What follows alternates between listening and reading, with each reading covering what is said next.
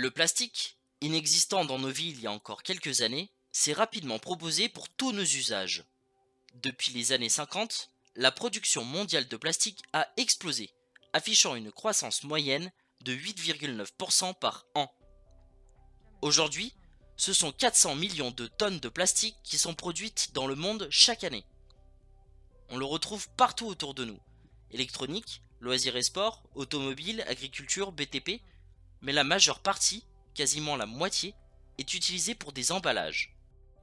Madame T a grand soif. Elle se délecte de son eau en bouteille préférée. Peu scrupuleuse, Madame T jette la bouteille après l'avoir terminée. Suivons le périple de la bouteille de Madame T.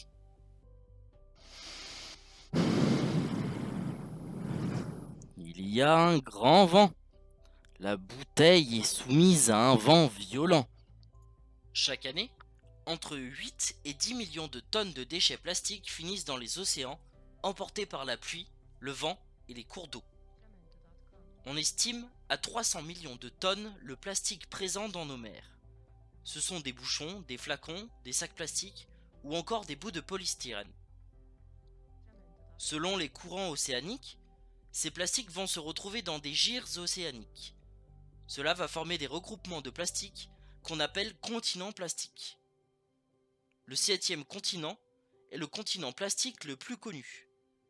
Il fait 3 millions de kilomètres carrés, soit 6 fois la superficie de la France, et il peut par endroits atteindre 30 mètres de profondeur.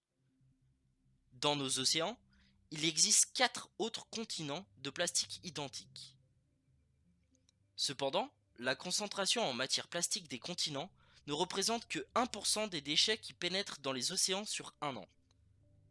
La concentration de plastique dans les gyres est constante au fil des années, le reste disparaît. Cela s'explique de différentes manières. Certains plastiques se situent sous la surface de l'océan jusqu'à 2 km de profondeur. Mais une grande majorité du plastique se retrouve à l'état de microplastique. Mais que sont les microplastiques ? Le plastique, quand il arrive dans l'océan, se dégrade de deux manières différentes. En premier, lorsque le plastique flotte à la surface, il est dégradé par les rayons ultraviolets qui le fragilisent et le cassent en petits morceaux. Il devient alors du microplastique, un morceau de plastique de taille inférieure à 5 mm. Puis, c'est au tour des bactéries du milieu océanique d'agir et de dégrader le plastique en le métabolisant. Elles rejettent ensuite de petites molécules carbonées dans l'océan. Mais ce processus est très long et ne permet pas la disparition totale du plastique. On peut donc se demander quel est l'impact de ces microplastiques sur la biodiversité marine et le climat. La consommation de plastique chez les espèces marines a doublé au cours de la dernière décennie. On estime aujourd'hui à 2% par an l'augmentation de l'ingestion de plastique par la faune marine. Selon une étude parue en février 2021 dans le magazine Global Change Biology, sur 555 espèces provenant des océans et des estuaires, 386 présentaient des traces de plastique. À noter que 210 d'entre elles sont des espèces pêchées dans un but commercial. Il a été prouvé en laboratoire que le plastique ingéré par des poissons causait chez eux des tumeurs précoces. De plus, ingéré dès le plus jeune âge, le plastique a pour conséquence de les rendre plus petits, moins rapides et réduit leur intelligence.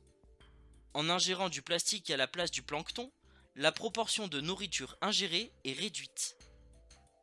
Cependant, on ne connaît pas encore les effets qu'aura cette consommation de poissons contaminés par du plastique sur l'homme. Les microplastiques ont aussi un impact sur le climat. Le premier facteur de production de gaz à effet de serre est la fabrication du plastique. Mais cela ne s'arrête pas là. En effet, ils participent au dérèglement des pompes à carbone océaniques. Elles sont constituées de phytoplancton et de bactéries qui s'occupent de transformer le dioxyde de carbone en dioxygène. Le carbone restant est ensuite relâché dans l'océan. Ces pompes à carbone produisent plus de la moitié de l'oxygène que nous respirons et participent au maintien d'un équilibre. Or, avec l'augmentation des gaz à effet de serre, ces pompes à carbone se retrouvent perturbées. De plus, l'apparition des microplastiques et des chaînes carbonées solubilisées dans l'océan, ces pompes à carbone sont de plus en plus sollicitées et perturbées. Elles ne sont plus suffisantes pour recycler tout ce carbone présent en excès dans notre atmosphère, mais aussi bientôt dans nos océans. Mais alors, quelles sont les solutions qui pourraient aider à résoudre ce problème?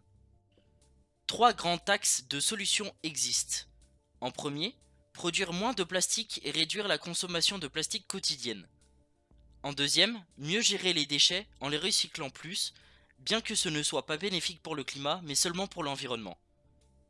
Et enfin, dépolluer l'eau en commençant par les fleuves et rivières, mais aussi les côtes.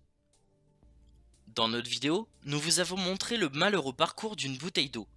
Il y a cependant une solution bien plus simple que d'acheter des bouteilles d'eau et ensuite de les jeter. Afin de réduire nos déchets quotidiens, il est possible d'acheter une gourde en métal, de la remplir avec de l'eau du robinet, de boire l'eau durant la journée puis la re-remplir à volonté. C'est un geste simple qui permet cependant de réduire la part de plastique consommée.